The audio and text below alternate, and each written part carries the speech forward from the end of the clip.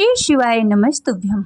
आप समस्त माताओं बहनों को सोमवती अमावस्या की हार्दिक शुभकामनाएं। आज आप सुनेंगे सोमवती अमावस्या की कथा और साथ ही जानेंगे पूजन सामग्री और पूजन विधि। वीडियो पसंद आए तो लाइक कीजिएगा और चैनल में भी नए हैं तो चैनल को सब्सक्राइब कीजिएगा, बेल आइकन प्रेस कीजिएगा और अपने फ्रेंड के साथ ये कथा को शेयर भी कीजिएगा। कमेंट में बताइएगा कि आप किस जगह से कथा को श्रवण कर रहे हैं। हिंदू धर्म में सोमवती अमावस्या का विशेष महत्व है। अमावस्या जो हर महीने में आती है और जिस महीने की अमावस्या सोमवार के दिन पड़ती है उसी दिन सोमवती अमावस्या के नाम से जाना जाता है। भाद्रपद मास की अमावस्या 2 सितंबर सोमवार के दिन पड़ रही है। इस दिन सोमवती अमावस्या है। इस दिन व्रत करने का महत्व हमारे प्राचीन ग्रंथों में दिया गया है। विवाहित स्त्री अपने पति की लंबी आयु के लिए इस दिन व्रत रखती हैं। यह पितृदोष के निवारण में भी सहायक है। इस दिन को गंगा स्नान का बड़ा ही महत्व है। जो मनुष्य गंगा स्नान नहीं जा सकते तो वे अपने घर के पानी में गंगा जल मिलाकर तीर्थों का आह्वान करते हुए स्नान करें। इस दिन स्नान दान का विशेष महत्व है। इस दिन मौन रहकर स्नान करने से सहस्त्र गोदान के समान पुण्य की प्राप्ति होती है। कुरुक्षेत्र के ब्रह्मा सरोवर में स्नान करने से अक्षय फल की प्राप्ति होती है। सोमवती अमावस्या की पूजन सामग्री है पुष्प, माला, अक्षत, चंदन, कलश, दीपक, घी, धूप, रोली, भोग, धागा, सिंदूर, चूड़ी, बिंदी, सुपारी, पान के पत्ते, 108 की संख्या में कोई भी वस्तु परिक्रमा आपको 108 बार करनी है। सोमवती अमावस्या का व्रत विवाहित स्त्रियां अपने पति की लंबी आयु के लिए करती हैं। इसे अश्वत्थ पीपल की प्रदक्षिणा का व्रत भी कहते हैं। इस दिन प्रातःकाल उठकर नित्य कर्म तथा स्नान कर स्वच्छ वस्त्र पहने अब सभी पूजन सामग्रियों को लेकर पीपल के वृक्ष के पास जाएं। पीपल की जड़ में लक्ष्मी नारायण की स्थापना करके दूध जल अर्पित करें।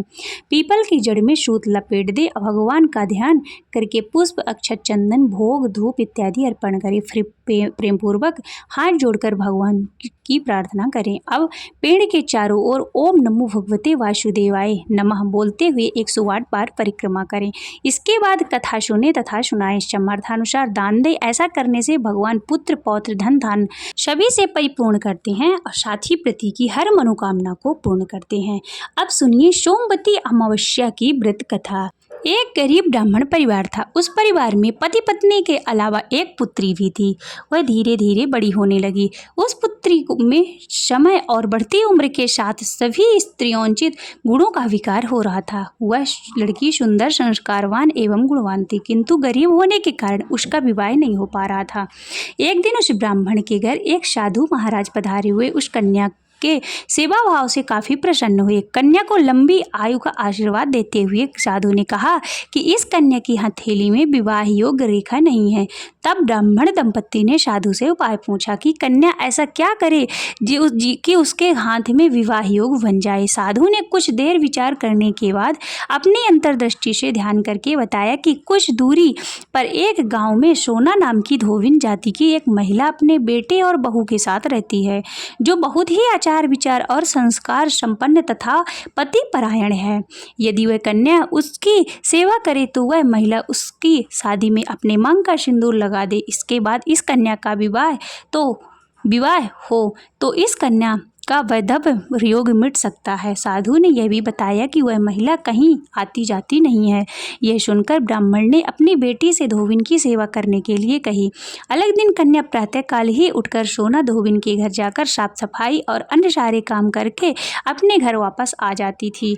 एक दिन सोना धोबिन अपने सभी बहू से पूछती है कि तुम तो सुबह ही उठकर सारे काम कर लेती हो और पता ही नहीं चलता। बहू ने कहा, माँ जी, मैंने तो सोचा कि आप ही सुबह उठकर सारे काम खुद ही कर लेती हैं, मैं देर से उठती हूँ। इस पर दोनों सास बहू निगरानी करने लगी कि कौन है जो सुबह ही घर का सारा काम करके चला जाता है। कई दिनों बाद धोबिन ने देखा कि एक कन्या मुंह अंधेरे घर में आती और सारे काम करने के बाद चली जाती।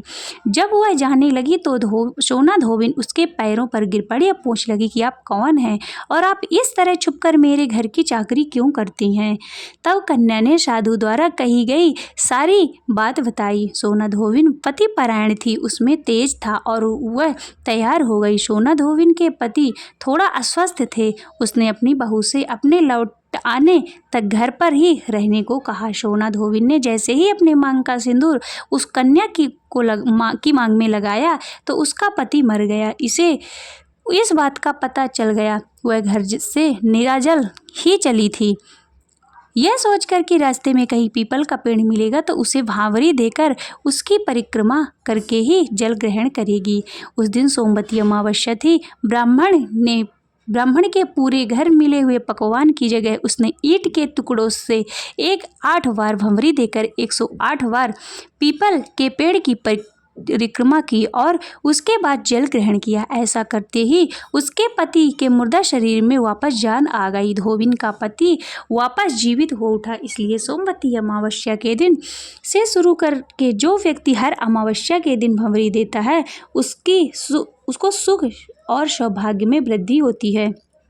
पीपल के पेड़ में सभी देवों का वास होता है, अतः जो व्यक्ति हर अमावस्या को ना कर सके तो वह सोमवार को पड़ने वाली अमावस्या के दिन 108 वस्तुओं की भंवरी देकर सोना धोबिन और गौरी गणेश का पूजन करता है, उसे अखंड सौभाग्य की प्राप्ति होती है। ऐसी प्रचलित परंपरा है कि पहली सोमवती अमावस्या के दिन धान, पान, हल्दी, सिंदूर और सुपारी की भंवरी दी जाती है। इसके बाद की सोमवती अमावस्या को अपने सामर्थ्य के हिसाब से फल, मिठाई, सुहाग सामग्री, खाने की सामग्री इत्यादि की भंवरी दी जाती है और फिर भंवरी पर चढ़ाया गया सामान किसी कुपात्र ब्राह्मण, ननद या भांजी को दिया जा सकता है।